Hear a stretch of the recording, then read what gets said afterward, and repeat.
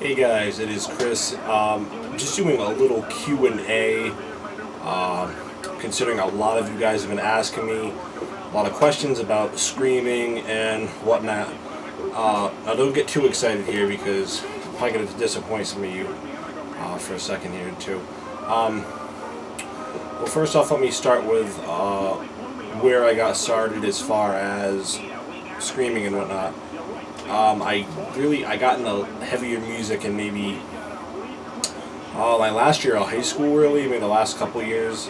I say heavy, I was getting into like Disturbed, Kitty, Static X, kind of like that genre of metal, and that actually got me like really into David Draiman from Disturbed was really my first vocal influence as far as harder rock goes. And I play guitar, obviously, and my two real first guitar influences were Wayne Static from Static X and Dan Donegan from Disturbed. And really, my first two guitars I wanted, it was a toss-up between either Flying V, which I eliminated that, an Explorer, or a Les Paul. And at the time, and Dan and Wayne were the two guys that I was basically battling brands between. They were both playing Gibson at the time anyway. So I ended up getting my Explorer, and I've had this thing for about 10 years now, and this thing's definitely withstood the test of time for sure. So those are the kind of the bands that got me initially into harder music. And then 2004 I went to my first metal concert, and it was oh boy, As They Lay Dying was opening at this time. This was at the Palladium in Worcester, Massachusetts, which is about an hour and a half away from me. And like I said, As They Lay Dying was opening. At the time I had no idea who they were. I just remember going, wow, these guys are really good, whoever they are. And then after that, Chimera came after As They Lay Dying, then In Flames, and then Killswitch at the end. I mainly was going for Killswitch at the time because the End of Heartache had just come out. And I was just really like, wow, like really the End of Heartache was the album that crossed me over from, you know, not quite, you know, not the, you know, the heaviest source of metal, like not the Disturbed, the Static X weren't quote unquote heavy, but they kind of got more of a lot of the, I don't know, it was just like a, not quite a new extreme, but it was like a step in, onto a heavier, you know, plane of metal, so to speak. And that brings me to Howard Jones from Killswitch. He's still one of my biggest singing influences for sure. He was really my first quote unquote, I'd say, real metal, you know, metal singer slash screamer. Once I started listening to that stuff, and also Randy Blythe from Lamb of God is another huge vocal influence of mine.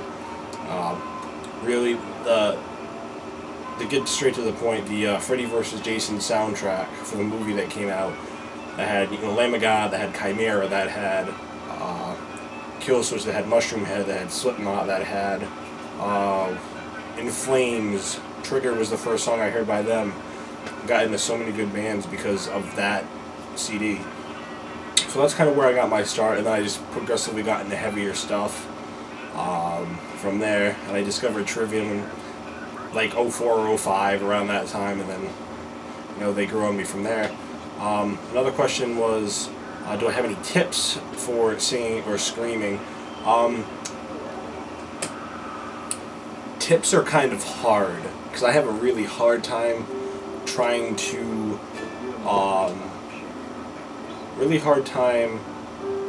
describe how to scream, and this will come up in my next question. What I always tell people really is to get these two DVDs, the Zenith Screaming and the Zenith Screaming 2. The Zenith Screaming 2, the gray copy, that's a little more advanced, but the Zenith Screaming, the original one right here, it's got the vocal warm-ups and everything in it.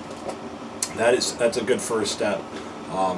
I was really kind of not trashing my voice, but I wasn't screaming as well as I could have.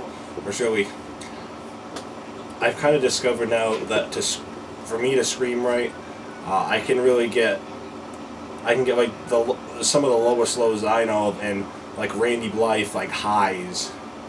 So I've got like a pretty big vocal range, which I'm blessed to have, and but I've also, it's because I have such a wide variety of vocal influences too.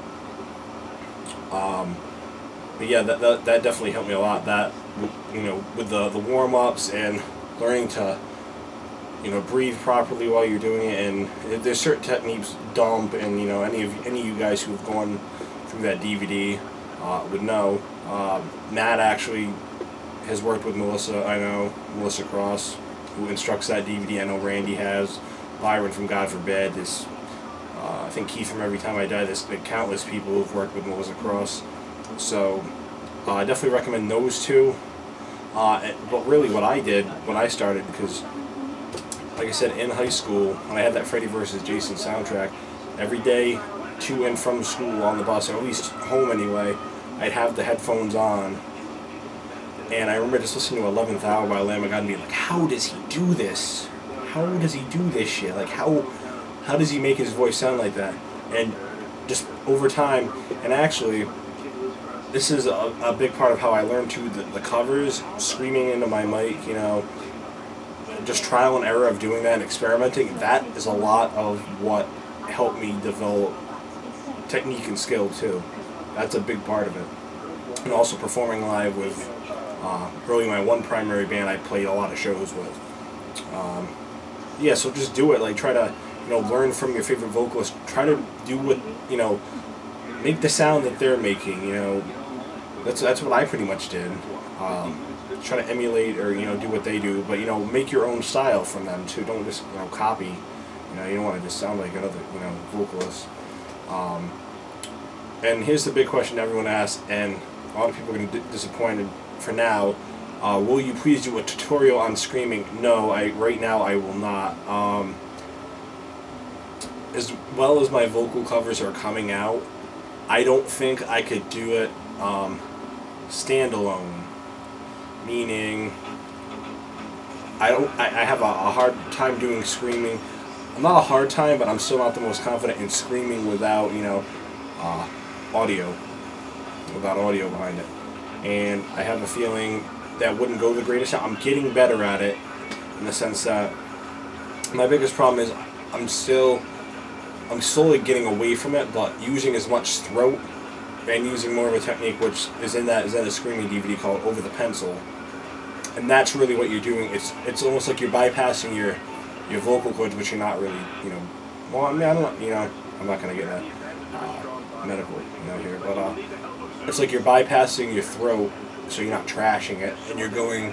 It feels like you're going up and over a pencil, and it's actually a technique they'll show you in that DVD. But I'm getting better at it. I'm practicing more without a vocal track, just to, you know, build the screams up the power. That's the problem. Like, I can sing really powerful without anything. So that's not usually a problem. I'm going to try to condense a lot into this video. Another influence I'm going to mention too, because a lot of people were asking, this isn't actually on my list, but I'll mention it. About how I get like the quote-unquote Hetfield rasp, or like what Matt does, you know, good track is like In the Mouths of Hell We March. That's a perfect track for like that.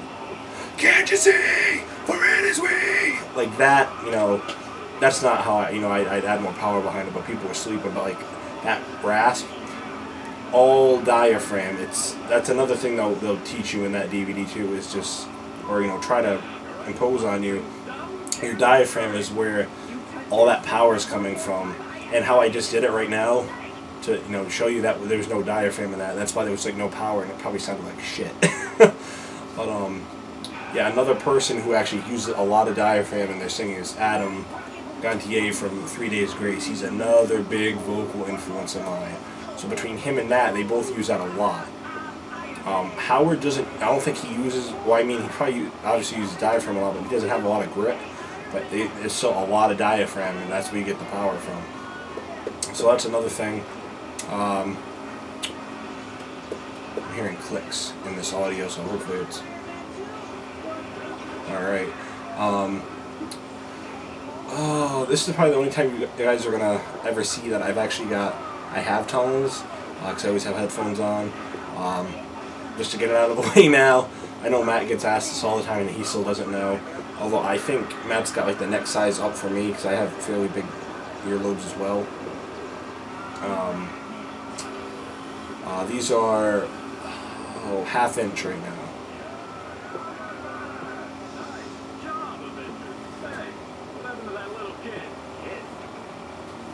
Oh, I know what it is. It's my Explorer, I think, scraping on my chair. It's making a pop. Sorry. Yeah, these are half-inch. I think Matt's probably got the neck size up from this, because these aren't quite as big. That's what his are, I don't think. Running out of time, so I'm going to try to get through these quick. Are you in a band? I'm actually in one that's currently active. I'm in a cover band, Squelch, S-Q-U-E-L-C-H.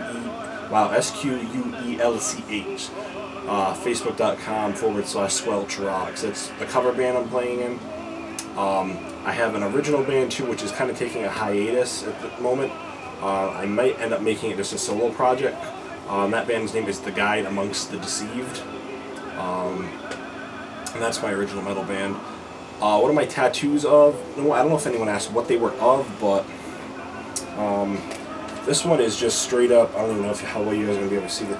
This is just a phoenix. It's got like the traditional, like I think it's called Japanese movement or flow. I got that from my grandfather when he passed away. It was kind of like a sign of like a new beginning. So I got the phoenix in. These you never see probably. I've got 2 tigers and a panther. This is kind of just like I just kind of got it for the sake of,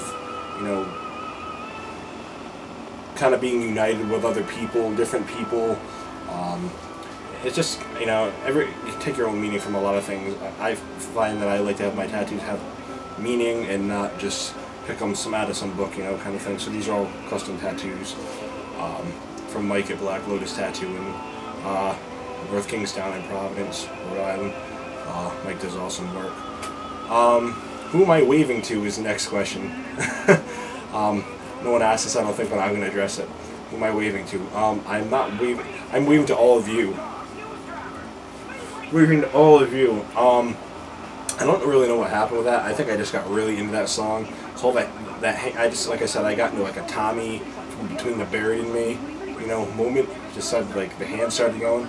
It's like a typical frontman thing, like hand movements. But yeah, it does look like I was waving. I always just kept joking and say, oh, it's called In Waves, so I figured I'd put waves in it. I could probably fit one more question after this. Will you do more vocal covers off Shogun, Ascendancy, etc.?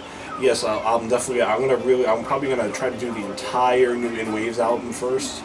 I just did Built to Fall today. I'll probably do one tomorrow. I'm definitely gonna try to cover all the albums. But In Waves is new, so I'm gonna try to do that entire album, vocal cover wise. I think that's really it for questions. The only other thing I'll bring up, guys aren't going to be able to see this at all, obviously, but as far as what I'm running for like my recording, if anyone wants to know, all it really is, I've got an M Audio Profire 2626 interface. I'm just running right now an Audix i5, or I have an Audix OM2, I think it is, and a Shure SM58. Those are just like what I switch out. I'm going to get an SM7 soon. That thing's awesome. We have one in our studio. So that's what I'm using here, and that's just running it in the GarageBand. I have Pro Tools, but I got to get a FireWire connection for that. Besides that, I think that is really it. You guys need to pick this album up. Support Trivium. These guys are fucking amazing. I wasn't sure what I was going to think of the album at first, but hands down, this is probably going to be my favorite album of the year.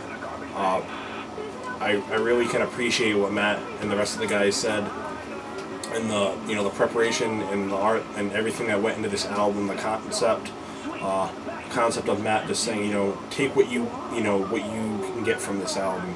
There's no right or wrong interpretation. It's yours as much as it is ours. You take your interpretation. Thanks, guys. Keep sending questions. Have a good one.